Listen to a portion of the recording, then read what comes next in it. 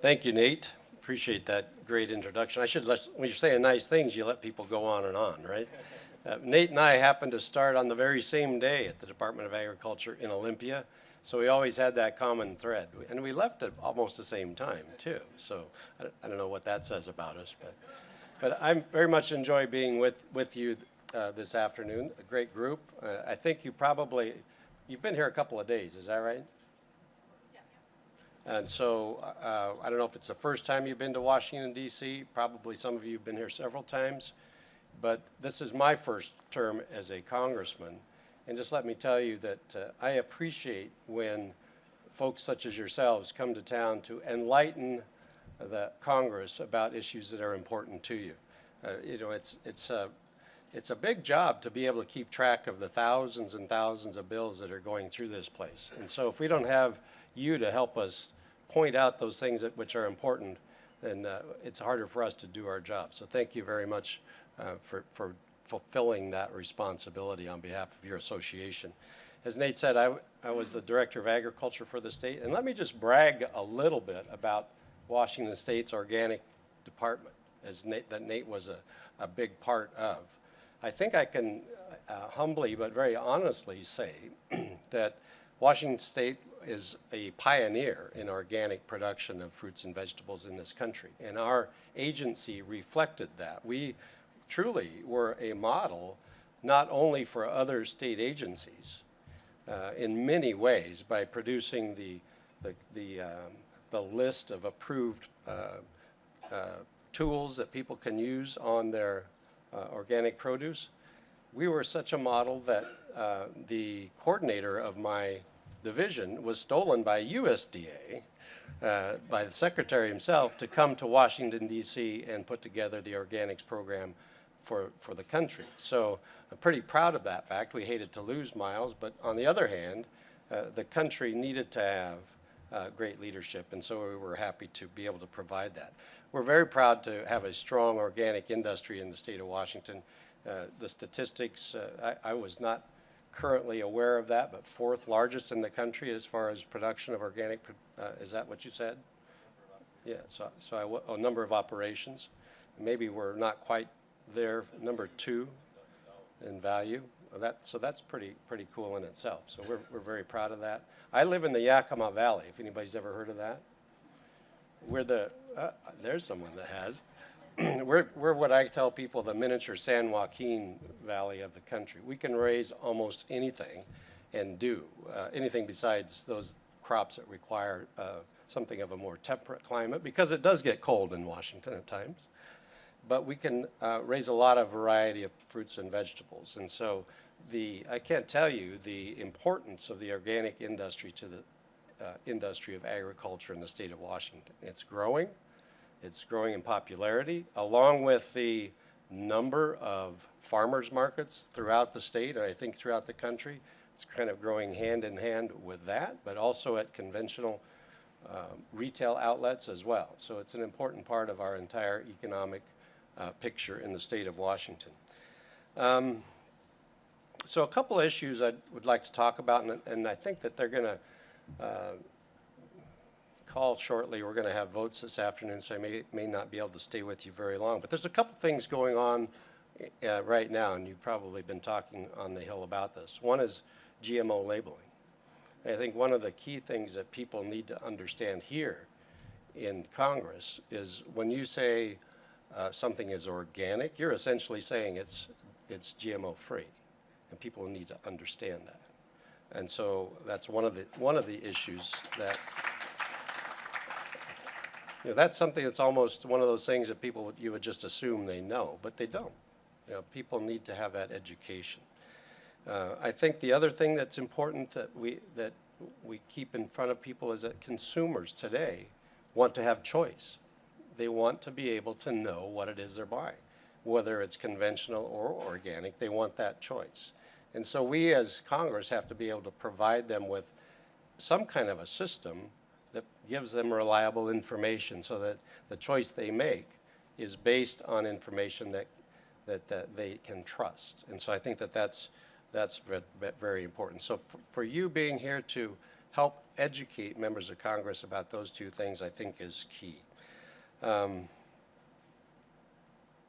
So there's a couple of other things. I noticed that you had Ms. Vetter here, and let me just tell you, I should step out on a limb here. I think she's great. I think she's done a good job, and I hope you guys agree with that. I wasn't here for her remarks, so I didn't see you booing her by any stretch of the imagination.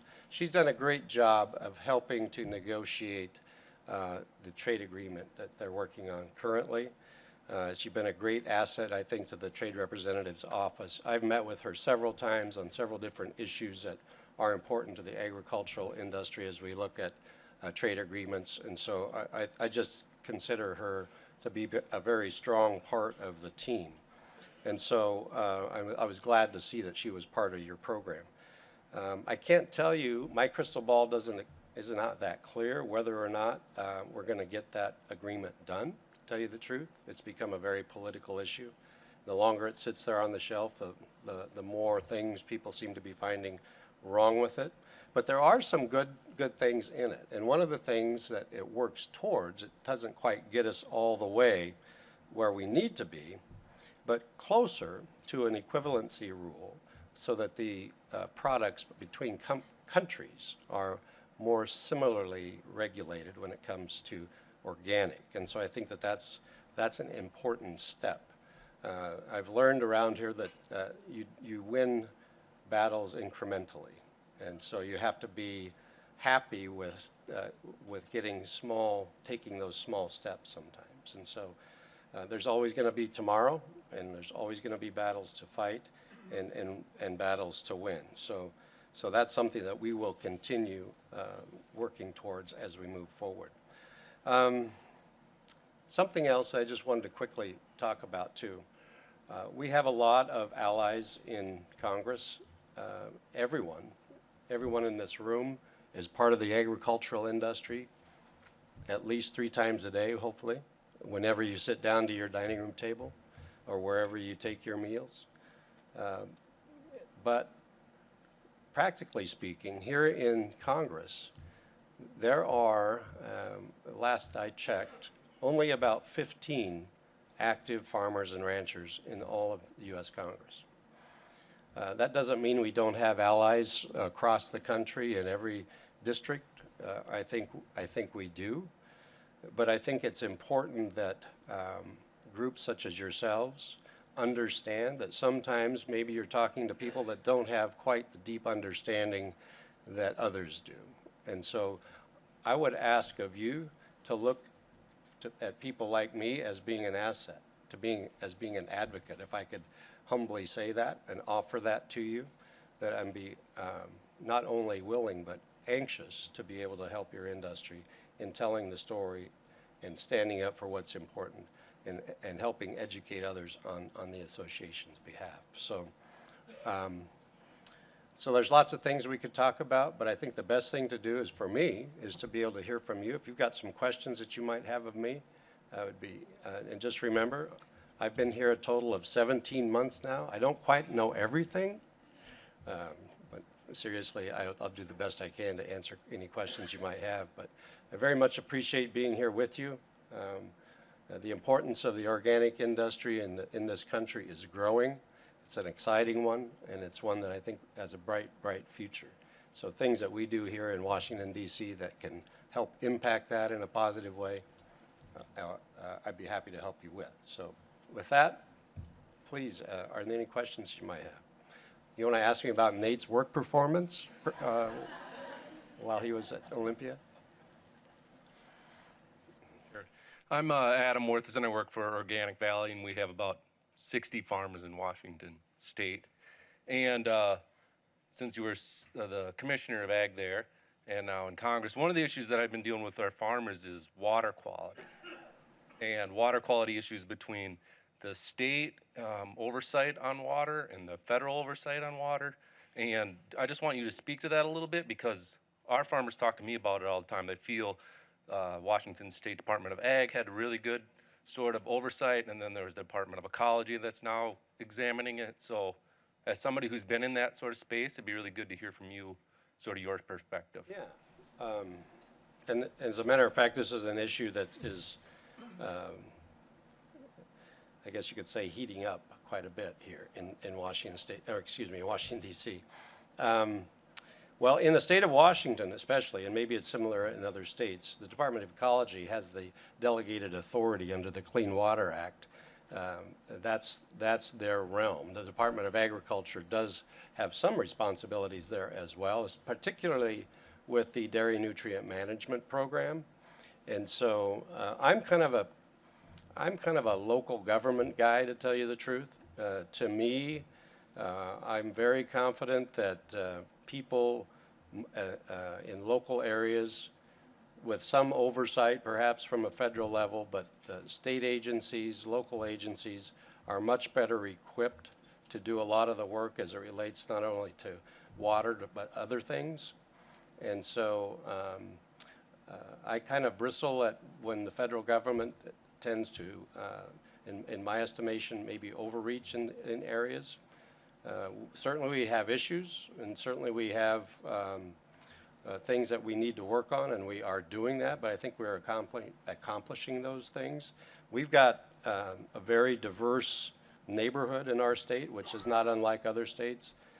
In my own backyard, we've got some issues with some groundwater and some impacts that agriculture has a role in, but there's also a very diverse group of individuals working very hard to address those issues. And so I've seen firsthand successes there, and like I said, I think that people in their own areas tend to come up with better, more long-lasting solutions if they're more able to address them themselves. So that doesn't mean that we get rid of EPA and get rid of the federal government when it comes to some of those issues, but I certainly think that having as much local control as possible is a better thing. Thank you. Yes, sir.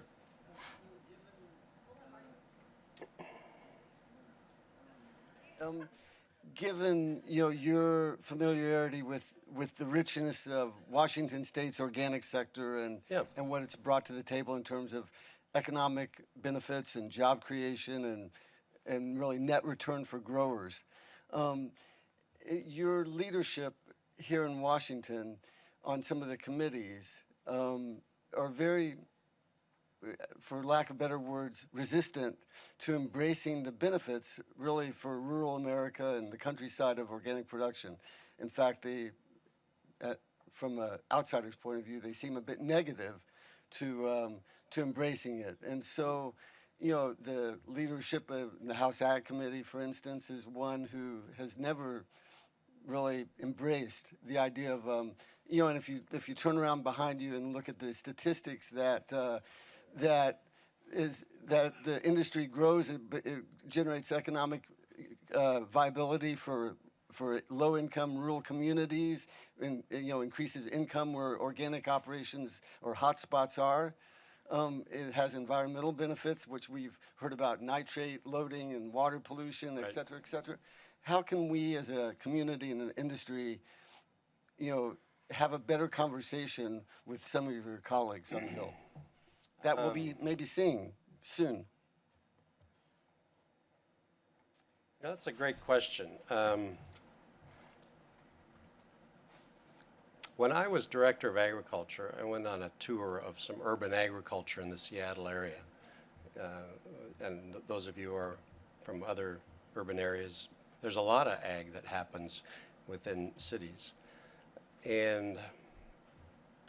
But I think one thing that I discovered, and this isn't a real positive thing, so let me try to couch this in the most positive way as possible. I was visiting with a lady who was involved in an organic garden operation, who was very critical of conventional agriculture.